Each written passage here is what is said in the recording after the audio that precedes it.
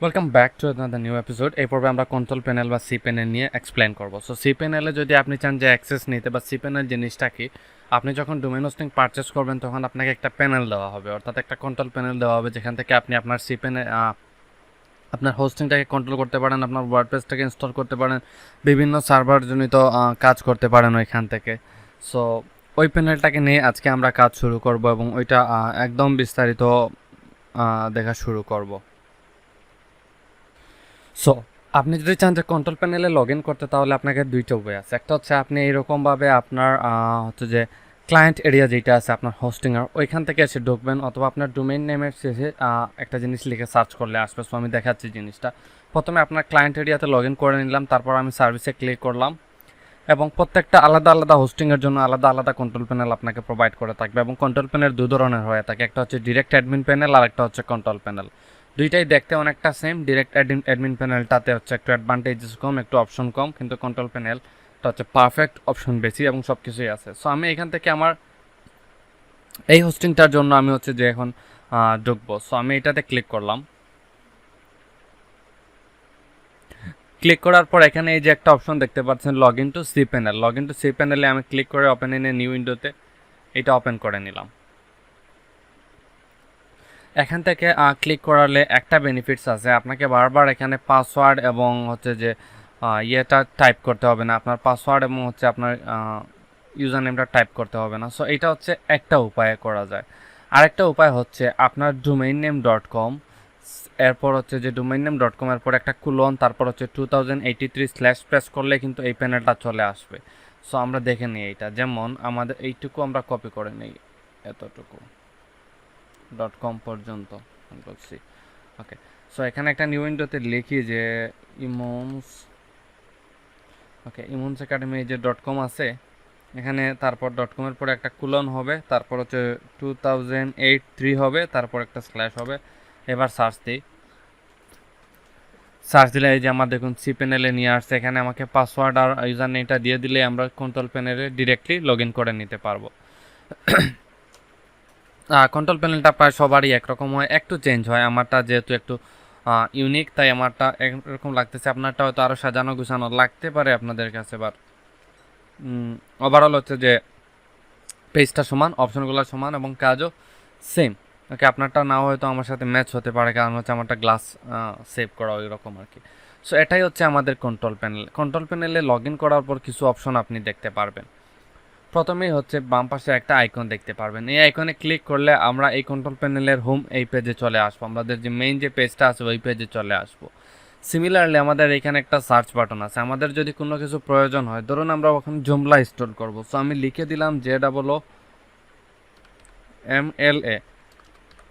লিখে যদি সার্চ করে যদি আমার এখানে জুমলাটা থাকে তাহলে চলে আসবে এই যে নো রেজাল্ট ফাউন্ড। এর কারণ হচ্ছে এখানে কোনো একটা মিস আছে হয়তো। সো আমি একটা মিস করে দিয়ে তারপর JOOMLA দিয়ে দিই, দেখি আসলে পায় কিনা। নো রেজাল্ট ফাউন্ড, পাইলো না। ধরুন আমরা SSL নিয়ে কাজ করব, এই যে দেখুন SSL লেখার সাথে সাথে দুইটা অপশন আছে, SSL TTLTS অথবা TLS অথবা SSL TLS স্ট্যাটাস, দুইটা জিনিস এখানে চলে আসছে। সো এটা হচ্ছে সার্চ অপশনের কাজ। এরপরে যেটা হচ্ছে সেটা হচ্ছে যে এই যে নোটিফিকেশন অপশন, আমাদের যদি ওয়ার্ডপ্রেসে থাকে বা আমাদের কন্ট্রোল প্যানেলে যদি আমাদের কোনো নোটিফিকেশন থাকে, তাহলে এই নোটিফিকেশন এরিয়াতে আমরা ইজিলি দেখতে পারবো। Currently I don't have any notification yet. এরপরে যেটা হচ্ছে যে আমার হোস্টিং প্যানেল রিলেটেড কিছু অপশন আছে, যেমন account preference, password and security, change language, change style ইত্যাদি ইত্যাদি। সো আমি যদি এখানে হোমে ক্লিক করি, এরপর এখানে নিচে কিছু বিভিন্ন অপশন দেখতে পারতেছি, আমরা একটা একটা করে সবগুলাই দেখব, দরকারি যতগুলো আমাদের প্রয়োজন আছে সবগুলাই আমরা দেখব।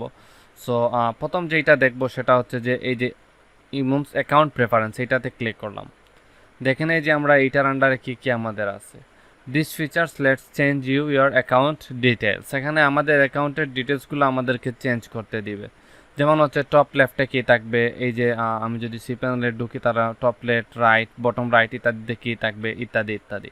এগুলোর আসলে এই অপশনটার প্রয়োজন পড়ে না। এরপরে যেটা হচ্ছে পাসওয়ার্ড অ্যান্ড সিকিউরিটি, এইটাতে যদি ক্লিক করি আমরা আমাদের পাসওয়ার্ডটাকে, ওল্ড পাসওয়ার্ডটা আছে, নিউ পাসওয়ার্ড সেট করতে পারবো। তারপর হচ্ছে যে এনেবল ডিজেস্ট অথেন্টিকেশন, এটাও এড করতে পারবো, তবে এটা অতটা প্রয়োজনীয় না। ওকে, তারপরে যে অপশনটা হচ্ছে চেঞ্জ ল্যাঙ্গুয়েজ, ল্যাঙ্গুয়েজ চেঞ্জ করতে পারবো। তারপর হচ্ছে চেঞ্জ স্টাইল, আমরা চাইলে স্টাইলটা এখান থেকে চেঞ্জ করতে পারবো। যেমন কারেন্টলি আমরা এই স্টাইলে কাজ করতেছি, কিন্তু ম্যাক্সিমাম ক্ষেত্রে দেখবেন আপনাদের এই স্টাইলটা না থেকে এই স্টাইলটা থাকবে, বেসিক স্টাইলটা। সো আমি এক কাজ করি, আমি এখান থেকে অ্যাপ্লাই করে দিই বেসিক স্টাইলটাকে। চাইলে আপনারা এখান থেকে ডিজাইনটাকে চেঞ্জও করে নিতে পারেন, অনেকগুলো ডিজাইন দেওয়া আছে। সো আমি বেসিকটা সিলেক্ট করে দিলাম। এরপরে যদি আমি এখান থেকে এই যে এই অপশনটাতে সিলেক্ট করি, তাহলে এই যে কন্ট্যাক্ট ইনফরমেশন, এটাতে যদি ক্লিক করি আমাদের কন্ট্যাক্টের ইনফরমেশনগুলো আমরা এখান থেকে দেখতে পারবো। এই যে আমাদের ইমেল দেখতে পারতেছি, আর অনেক কিছু দেখতে পারবো এখানে। তারপর এটাতে ক্লিক করলে আর কিছুই নাই, ভিউ, বিলিং, ইনফরমেশন, আপগ্রেড এবং ডাউনগ্রেড, রিসেট পেজ সেটিং, এগুলো আর কি। সো এবার যদি আমি এই যে 9 ডটে ক্লিক করি, সিমিলারলি আমি আগের মতো এখানে চলে আসবো। কিন্তু একটা জিনিস লক্ষ্য করলে দেখবেন এখানে আরও একটা অপশন অ্যাড হয়ে গেছে। এই অপশনটাতে যদি ক্লিক করি, কি দেখায়? এই অপশনটাতে ক্লিক করার পর আমাকে দেখাচ্ছে যে ইউজার ম্যানেজার, এবং আমার এখানে বর্তমানে দুইটা ইউজার আছে, একটা হচ্ছে ইমন সি এ লক্স আর একটা হচ্ছে ইমন সি। আপনারা চাইলে অ্যাড ইউজারে ক্লিক করে অ্যাড করতে পারবেন। যদি কখনো আপনাদের ক্লায়েন্টকে, আপনাদের হচ্ছে যে ক্লায়েন্টকে বা যে কেউ আপনাদেরকে যদি, বা আপনারা যদি কাউকে চান যে আপনার ওয়েবসাইটের সি প্যানেলের অ্যাড্রেসটা ওকে দিয়ে দিবেন অ্যাক্সেস, তাহলে মেইন অ্যাক্সেসটা না দিয়ে আমি চেষ্টা করব যে, আমরা আপনাদেরকে সাজেস্ট করব যে আপনারা চেষ্টা করবেন, আমিও যেটা চেষ্টা করি, অ্যাড ইউজারে ক্লিক করি এবং ওর একটা নাম দেই, ওর একটা ইউজার নেম দেই, ডোমেইনটা সিলেক্ট করে দেই, কন্ট্যাক্ট ইমেল দিয়ে দেই, তারপর এখান থেকে পাসওয়ার্ড এবং সাইজ সিলেক্ট করে করে ওকে এটা দিয়ে দিই। ওকে, সো এই গেল ইউজারের অপশন। এরপরে যদি আমরা একটু দেখি এই যে জেনারেল ইনফরমেশন, জেনারেল ইনফরমেশনের এখানে আন্ডারে কিছু অপশন আছে, যেমন কারেন্ট ইউজার দেখাচ্ছে, প্রাইমারি ডোমেন কোনটা দেখাচ্ছে, ডিবি সার্টিফিকেট মানে হচ্ছে যে আমাদের এসএসএল সার্টিফিকেটটা এনেবেল আছে ওইটা দেখাচ্ছে, শেয়ার্ড আইপি অ্যাড্রেস, আমাদের বর্তমান আইপি অ্যাড্রেস হচ্ছে এটা, এটা দেখাচ্ছে, হোম ডিরেক্টরি হচ্ছে এটা, লগ ইন আইপি অ্যাড্রেস, আমাদের আইপি অ্যাড্রেস হচ্ছে এটা, পেপার লেটার থিম, এইটা থিম অ্যাক্টিভেট আছে এইটা, তারপর হচ্ছে ডিস্ক, আমাদের টোটাল কত জিবি স্পেস আছে এবং কত জিবি ফ্রি আছে এইটা দেখাচ্ছে, এবং ফিজিক্যাল হচ্ছে যে মেমোরি কতটুকু ইউজ হয়েছে, তারপর ব্যান্ডউইথ কতটুকু ইউজ হয়েছে, ইত্যাদি ইত্যাদি আরও অনেক জিনিস আছে এখানে। সো এগুলা হচ্ছে বিষয় না, এগুলা এখানে একটা জিনিস আছে। তবে এখানে সর্বপ্রথম যে জিনিসটা আছে ইমেইল অপশন। ওকে, এই ইমেইল অপশনটা আমরা এখানে দেখবো না, এই ইমেইল অ্যাড্রেসটা আমরা পরবর্তী সেকশনে দেখবো, অথবা এর পরের সেকশনে আমরা দেখবো। সো এটা স্কিপ করে যাচ্ছি আমি। এখান থেকে প্রথমেই আমাদেরকে যে জিনিসটা করতে হবে, আমি যে দরকারি জিনিসগুলো আছে ওইগুলাই একটু এক্সপ্লেন করার চেষ্টা করতেছি আপনাদেরকে।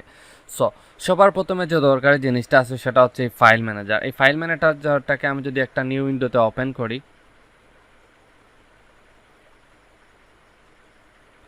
তাহলে আমাদের সাইটে যদি কোনো কোডিং রিলেটেড প্রবলেম হয় এবং যে কোনো কিছু হয়, তাহলে আমরা এখান থেকে দেখতে পারবো এবং এখান থেকে এডিট করতে পারবো। এই যে আমরা পরবর্তীতে আপনাদেরকে অনেক টিউটোরিয়ালে আমি দেখিয়েছি এবং দেখাবো যে আমাদের কখনো কখনো কোডিংয়ের প্রবলেম হলে আমরা এখান থেকে আমাদের ডিরেক্টরিটাকে চেঞ্জ করে করে বের করে নিতে পারি। এবং এখানে যদি কোনো অপশন আমাদের কোনো সময় খুঁজে পেতে সমস্যা হয়, ধরুন আমরা কিছু পর্ব পরে গিয়ে বলবো যে আপনাদেরকে এখানে একটা পাবলিক HTML এর মধ্যে .ht অ্যাক্সেস নামে একটা ফাইলকে খুঁজে বার করা, এই যে এই ফাইলটাকে, এই ফাইলটা সাধারণত থাকবে না। সো আপনারা সেটিং থেকে অলওয়েজ শো হিডেন ফাইল এটাকে ঠিক দিয়ে রাখবেন, তাহলেই হয়ে যাবে।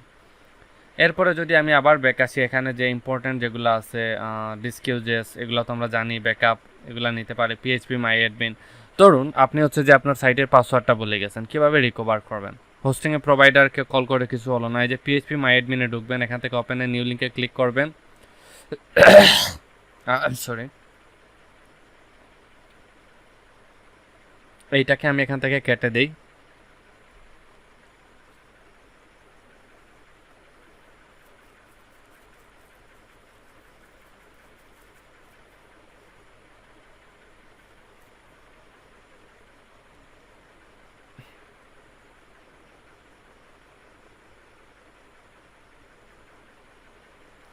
এটা বরাবরের মতোই PHP মাই অ্যাডমিন এবং MySQL.SQB এটা লোড নিতে একটু সময় নেবে, কারণ হচ্ছে এটা অনেক ভারী একটা সফটওয়্যার।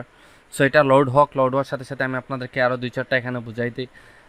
আসলে এরপরের যে অপশনটা হচ্ছে সেটা হচ্ছে ডোমেইন। সো এটা বোঝানোর পরেই আমি ডোমেইনে যাচ্ছি।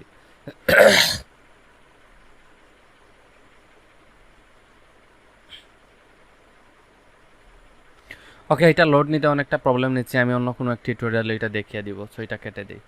এরপরে যেটা আছে আমরা ডোমেইন সেকশন নিয়ে এক্সপ্লেন করব। তবে ডোমেইন সেকশন নিয়ে এক্সপ্লেন করার আগে আমি এখান থেকে MySQL ডাটাবেসটাকে একটু চেষ্টা করি দেখিয়ে দেওয়ার। যদি সম্ভব হয় আমার পক্ষে, কারণ এইটাতে যে কেউ যে কোনো সময় লগ ইন করতে পারে না। এই যে হয়ে গেল, আমার এখানে ঢুকে আসছে। এরপরে এই যে দেখুন আমাদের ইমনস্টট সফটওয়্যার একটা, আর এই একটা, আমরা বর্তমানে এইটাতে আছি ইমনস্টট। সো আমি কি করব, আমি এইটাতে একটু লগ ইন করার চেষ্টা করব। এই যে প্রিভিলেজড ইউজার্স, এইটাতে ক্লিক করলাম। ক্লিক করার পর আমি এখানে কোনো অপশন আসলে দেখতে পাচ্ছি না। এই যে অপশন আসছে, এখান থেকে অনেকগুলো অপশন আছে আমরা দেখতে পাচ্ছি। সো এগুলোকে আমরা চেঞ্জ করতে পারবো না। এই যে ইউজার নেম, এইটা ডাটাবেজ ইউজার, এইটা দেখাচ্ছে এবং অনেকগুলো অপশন আছে। সো আমার কিছুই করার নাই, জাস্ট আমরা গবেকে চলে যাই। এগুলো জাস্ট আপনাদেরকে দেখিয়ে দিলাম যে এরকমভাবে থাকে। সো আবার হচ্ছে আমি ব্যাকে আসি। আসার পর একটু চেষ্টা করি আমি আবার পিএইচপি মাই স্কুলে বা পিএইচপি মাই অ্যাডমিনে একটু প্রবেশ করার। তাহলে আপনাদেরকে আমি হচ্ছে যে ইয়েটা বুঝিয়ে দিতে পারবো যে কখনো যদি আপনার ওয়েবসাইটের পাসওয়ার্ডটা হাইড হয়ে যায় বা আপনার ওয়েবসাইটে যে কোনো ইউজারের পাসওয়ার্ডটা যদি আপনি খুঁজে বার করতে একটু সমস্যা হয়, তাহলে প্রবলেম হবে। এবং এখানে ঢোকার ক্ষেত্রে আমাদেরকে একটা নোটিশ দিয়ে দিয়েছে, দেখুন, this system will redirect you in some times. Okay, so একটু অপেক্ষা করাই বেটার। সো আমি ভিডিওটা পজ করে একটু অপেক্ষা করি সাইটটা লোড হয়ে যায়। অপেক্ষা করার আগে সাইটটা লোড হয়ে গেছে। এখানে আসার পরে এরকম একটা ইন্টারফেস আমাদের সামনে সেট হচ্ছে এবং আমাদেরকে অবশ্যই খুঁজে বের করে নিতে হবে যে আমাদের ডাটাবেজের ইউজার নেম কোনটা। সো আমরা একটু আগে দেখলাম যে আমাদের ডাটাবেজের ইউজার নেম এইটা। সো এইটাতে আমি ক্লিক করলাম। ক্লিক করার পর এখানে আমাকে এই যে টেবিল প্রেফারেন্স আছে, এখানে হয় আমাকে সার্চ করতে হবে ইউজার লিখে, অথবা আমাকে এই যে আমি যদি ইউজারটাকে কেটে দিই তাহলে একটু স্ক্রল ডাউন করে আসলে এই যে নিচে একটা দেওয়া যাবে যে WPTM ইউজার, এটাতে ক্লিক করব।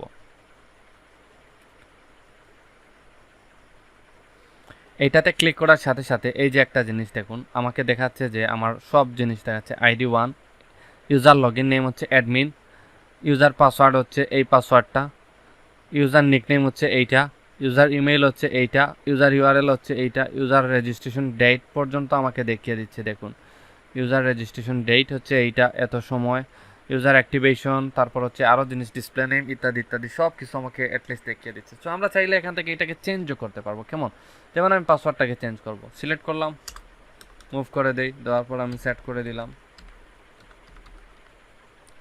এবং এটাকে দেখেন এই যে আমি কি সেট করলাম। এই যে সেট করে দিছি, হয়ে গেছে। এবার এখানে ক্লিক করলাম। ক্লিক করার পর আমি এই যে এটাকে ক্রস করে জাস্ট কেটে দিব, শেষ হয়ে গেল।